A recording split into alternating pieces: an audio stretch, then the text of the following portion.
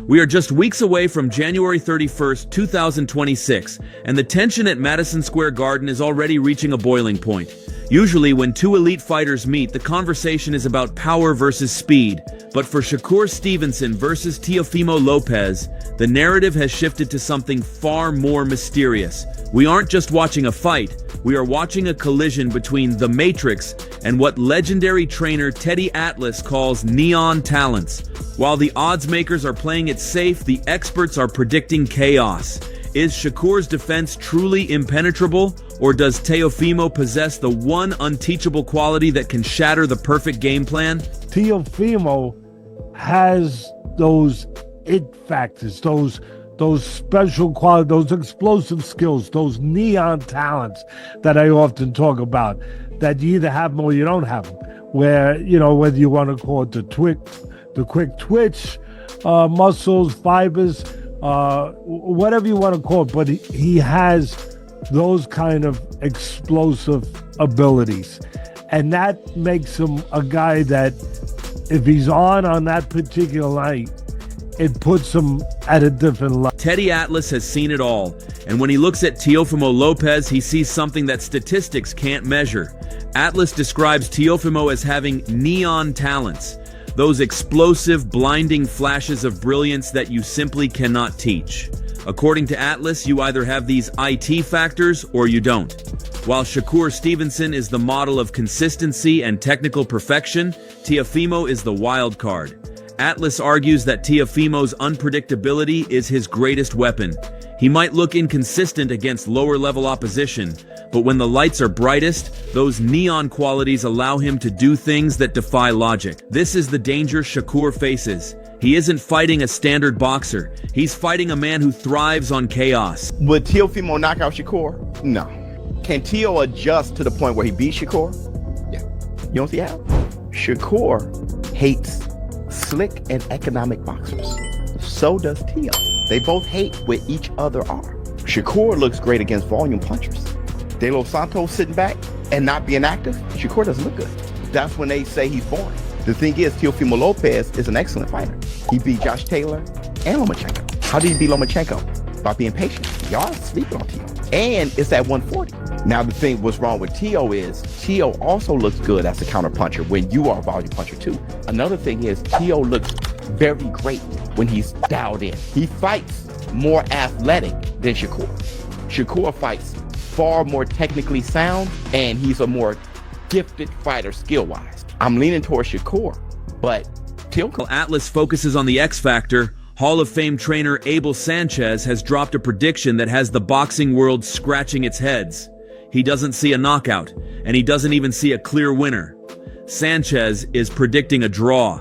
Shakur's a great talent, and Teofimo looked great in his last fight. Of course, he didn't have Shakur in front of him, but I think that for Shakur, he has to keep the fight at his distance. If he does that, I think it's a win for him.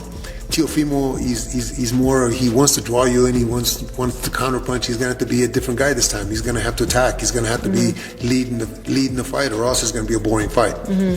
I don't think it'll be a boring fight, but if he sits back and waits for Shakur, Shakur's going to wait for him, and it's not going to be exciting. But I think Teofimo will attack. I think Teofimo has to attack. I think Teofimo has to do what Zepeda did, except for Teofimo was a lot more talented than Zepeda was. So I think that I honestly, I see a draw. I don't know why I see a draw, but I just see them both having great rounds and giving us the kind of fight that I think the public is looking for. His logic is ruthless. For Teofimo to win, he must be the aggressor and take risks. For Shakur to win, he must maintain distance and fight a disciplined, perhaps boring fight. Sanchez believes these two opposing forces might perfectly cancel each other out, resulting in a tactical stalemate where both men have moments of brilliance, but neither can fully impose their will. A draw in a legacy fight like this would be controversial, but given the styles, it's a terrifyingly realistic possibility. It's really that time for him to really take his first loss and, me whoop his ass to the point where either he quits on the stool or I hit to knock him out. How I see this fight being played out is with me pretty much setting that momentum for the people out there as well. Not really trying to force for it. However, being I can't be too technical with Shakur. You got to make it a little ugly. You got to make it a little ugly. If you try to be too technical with Shakur, it could be too long of a weighted chess match. You know, certain people don't want to see that. They don't want to see pop shots. You know what I mean? They want to see good action. I have yet to see, and I think you could attest with me, I don't think we have seen Shakur face anyone higher than who he's going to face next, and that's of me. So, you know, I definitely, you know, commend him at least for stepping up to the plate. But I think it's time. I think it's really that time for him to really take his first loss and, you know, me whoop his ass to the point where either he quits on the stool or I knock him out. You really believe that, you know, because everyone will say, oh man, Shakur is probably one of the best defensive fighters in the game. You really believe you can stop Shakur Stevenson? Battle is one thing, but the psychological war has already been won or lost, depending on who you ask. The animosity turned personal when Teofimo threatened to make Shakur quit on the stool. Shakur's response was immediate and chilling. He posted a message revealing he had canceled his Thanksgiving plans entirely, refusing to celebrate or relax. No Thanksgiving for me this year. We working today. This level of sacrifice shows a fighter who is locked in. However, Lamont Roach raises a brutal point about Teofimo's mental state. He argues that Lopez is mentally unequipped for a draining 12-round chess match. Roach predicts that if Teofimo can't land the big shot early, he will get frustrated, sloppy, and eventually picked apart by the surgeon that is Shakur Stevenson. He a little cuckoo too, like he has like a little mental lapses every once in a while. So who do you think wins that fight between him and Teofimo Lopez if they fight? I think Shakur wins. And I don't think it's going to be like a super tough fight either. His IQ will frustrate him. Don't you think Teo has also good ring IQ and also is slick, fast? I think explosive? so, but when you look at Teo's performances against guys that are just pure boxers, it's just like he almost lost to Sandor Martin. Some people thought he lost to Sandor Martin. He did beat Loma, who's arguably at the time considered one of the best in the world. He did, and that was a hell of a performance too. A hell of a performance too. So yeah, I mean, I think he's hit or miss. You got to think he got stuff. He a little cuckoo too. Like he has like a little mental lapses every once in a while. Look at the Kambosos fight. Like that's a fight that people would never expect Kambosos to win. And he won a grueling match against him as well. So I just, I don't know. I don't think he can get it done against Shakur when it comes to like, cause it's going to be just a skill match. I don't think he's going to try to rough Shakur up, and it's probably not going. The men who have shared the ring with these titans are seeing things the public misses. Dalton Smith, who has sparred Shakur since the amateur days, calls him unbelievable and favors him to win. Yet even he admits this is a true 50-50 fight on paper. I think it's a great matchup. I'd probably have to favour Shakur in that on points. But like I said, Teofimo, one hell of a fighter. It really is a 50-50 fight. And of course I'll be keeping my eye on that.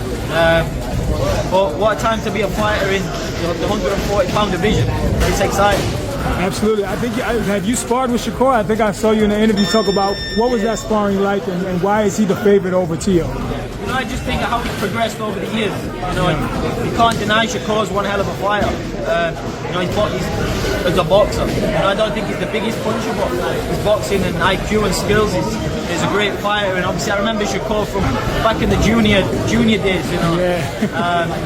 Shakur's a good guy, and he's just one hell of a fighter. Was it really difficult to hit him? Was his defense really that great? It was many years ago. Obviously, the sparrings are competitive. Yeah, it was great. Obviously, we used to go over.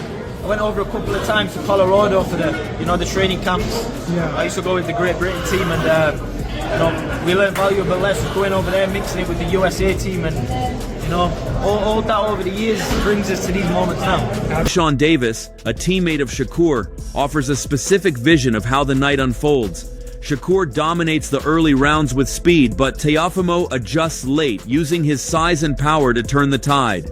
Interestingly, Davis notes that a loss here isn't a death sentence for Teofimo, unless he gets embarrassed. If Shakur makes him look amateur, the takeover might be over for good. I see it playing out, let's say, I see it starting off slow. Okay. And then I see as Shakur wins the first round, as Shakur wins the second round, slowly, I think Tio is going to eventually start picking it up and start imposing his will. Right. And then, you know, it's just going to go from there. That's how I think it's going to go. That's a fair assessment. That's a fair one. Especially for that to be his brother. I think it's going to be close. I think it's closer than people think. Taylor's very good. Hey, one thing I can say though, because you know, I've been seeing, we've been amateur together and stuff. Right. Yeah. Tio can fight. I'm telling you, Tio can fight. Winning back if you said he couldn't, you'd be lying. Right. That's a real assessment though. I think Shakur still wins, but it's going to be closer than people think. Tio is nice. A lot, man, no doubt. Yeah, and Keyshawn, speaking of Tio, you know, you've been vocal about your desire to fight Teofimo Lopez. And of course, I was there in Las Vegas, right, when you FaceTime Tio. Now Tio's fighting Shakur Stevenson. But do we see Keyshawn and Tio at some point? How was Tio acting when I FaceTimed him? Since you brought it up, how was he acting? You tell me. You tell the people. Why do I gotta tell you? You gotta tell him anyway. Right. How was he acting? How was he acting? Hey, all I'm gonna say is he was not motivated. Right. He kept saying he wanted boots. Look, he kept saying he wanted boots. What you asked me again? Because I want to answer that. What'd you say? Yo, do we see you and Tio fight in the future? Depending on what Shakur do with him. Hey, losing to Shakur though, that can't be a death sentence, right? We can still see Tio back. It depends how bad he loses. I was about to say. So you think it's going to be bad? Let's say he loses a competitive fight. Yeah, I think that would be the most common answer is Shakur outpoints him in a very competitive fight. Beats him. What then? What then for you and Teo? For the businessman, huh? All right, cool. Okay, since you worded it like that, I don't, because I won't go say that shit. Max Kellerman pointed out the single most important detail that everyone is ignoring. Teofimo Lopez is the one who asked for this fight. In an era where fighters dodge Shakur Stevenson like the plague, Teofimo demanded the smoke. That fearlessness matters. Is a real super fight, and I said this on the broadcast for Crawford and Canelo, can't be promoted into existence. Right. What a real super fight is, the dust settles in an era, and there are two dudes left standing. There's Ali, there's Frazier, there's Leonard, there's Hagler, there's Mayweather, there's Pacquiao. That's a super fight, right? There's Crawford, there's Canelo. Those are two big fighters of the era. This type of fight, this could easily be at the end of an era, because Tio might be a dude left standing and Shakur could be the dude left standing, right? I agree. But it could happen now. It could happen now. Sean Porter gives Shakur a 60-40 edge, but warns that Teofimo's explosiveness is written into his DNA. We have seen this movie before. When Teofimo fought Lomachenko, nobody gave him a chance. When he fought Josh Taylor, experts said he was finished. Both times, he shocked the world. He is the upset king, and betting against him when his back is against the wall has historically been a bad idea. Teofimo Lopez, another easy fight.